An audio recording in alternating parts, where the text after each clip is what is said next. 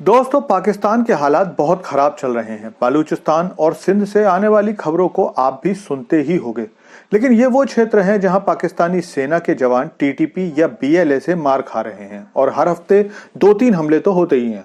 लेकिन अगर बाकी हिस्से की बात करें तो पीओके और अफगानिस्तान से लगे खैबर पख्तूनख्वा वाला भाग भी शांत नहीं है। पिछले 3 दिनों में इन दोनों हिस्सों में 150 से ज्यादा पाकिस्तानी मारे जा चुके हैं, जिनमें कम से कम 50 पाकिस्तानी सेना के जवान भी हैं। तो चलिए सारी खबर बताता हूं, लेकिन आपसे रिक्वेस्ट है कि चैनल को सब्सक्राइब कर लीजिए, क्योंकि यहां आपको डिफेंस, फाइनेंस और फॉरेन पॉलिसी पर वीडियोस रोज मिलते हैं। तो दोस्तों, पुरानी कहावत है कि आपके बुरे कर्म आपके सामने आते हैं, और पाकिस्तान के साथ आजकल वही हो रहा है। पाकिस्तान का कोई ऐसा एरिया नहीं है जहां पर सरकार या सिक्योरिटी एजेंसीज आराम से बैठ पा रही। 2 दिन पहले पाकिस्तान के कब्जे वाले कश्मीर में ऐसी हिंसा हुई जिसके बारे में कहा जा रहा है कि इससे पहले वो कभी नहीं हुई थी। दरअसल पिछले दिनों पीओके सरकार ने एक अध्यादेश पारित किया जिसके अनुसार पीओके में किसी भी तरह के विरोध प्रदर्शन पर पूरी तरह से रोक लगा दी गई। इस अध्यादेश में कहा गया कि अगर कोई व्यक्ति विरोध प्रदर्शन करता है तो उसे 7 साल की सजा होगी।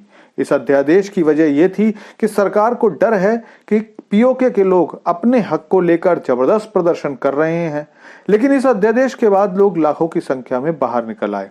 आंदोलन हिंसक हो गया क्योंकि सेना और पुलिस इसे दबाने की कोशिश कर रही थी, जिसके बाद ये माना जाता है कि 100 से ज्यादा लोग मारे गए, क्योंकि ऐसी कई वीडियोस आई हैं जिसमें पाकिस्तानी सैनिक अपने साथियों की बॉडीज जानवरों पर लाद कर ले जा रहे थे। लेकिन इसके बाद अगले दिन दिल दहला देने वाली खबर आई केपीके से। दरअसल केपीके में पेशावर के पास पैरचनार नाम का एक शहर है। वहां पर शिया कम्युनिटी ज्यादा परसेंटेज में रहती है। एक दिन पहले जब वहां के लोकल लोग पैरचनार से पेशावर जा रहे थे तो रास्ते में बंदूक से अंधाधुंध फायरिंग की गई, जिसमें कम से कम 60 लोग मारे गए और 100 से ज्यादा गंभीर घायल हुए। सरकार ने इस पर किसी तरह का कोई एक्शन नहीं लिया। वहां जो पुलिस के लोग थे उन्होंने भी उसे रोकने की कोई कोशिश नहीं की, जिसके बाद शियाओं का गुस्सा फूट पड़ा। शियाओं ने कुर्रम के बागान गांव में सुन्नियों के घरों और दुकानों पर हमला बोल दिया।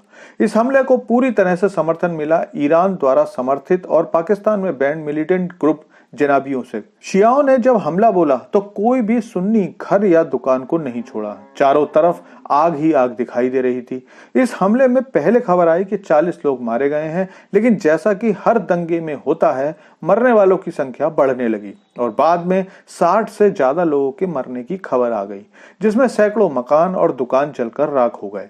बात अगर जनाबियों ग्रुप की करें तो ये पूरी तरह से ट्रेंड है और खतरनाक हथियारों से लैस समूह है, और ये ग्रुप इससे पहले सीरिया में भी लड़ाई लड़ चुका है। लेकिन ऐसा नहीं है कि ये लड़ाई यहाँ खत्म हो गई है या किसी ग्रुप ने हार मान ली है, क्योंकि अब ये माना जा रहा है कि सुन्नी ग्रुप जैसे टीटीपी और आईएसकेपी इसका जवाब देने के लिए पैरचनार पर हमला कर सकते हैं। शिया लोग पूरी तरह से केपीके सरकार पर इसका इल्जाम लगा रहे हैं, क्योंकि इतनी सारी हत्याओं के बाद भी उस क्षेत्र में ना तो केपीके की पुलिस पहुंची है और ना ही सेना, और इसका यही मतलब है कि ये लड़ाइयां और भी ज्यादा खतरनाक होने वाली हैं।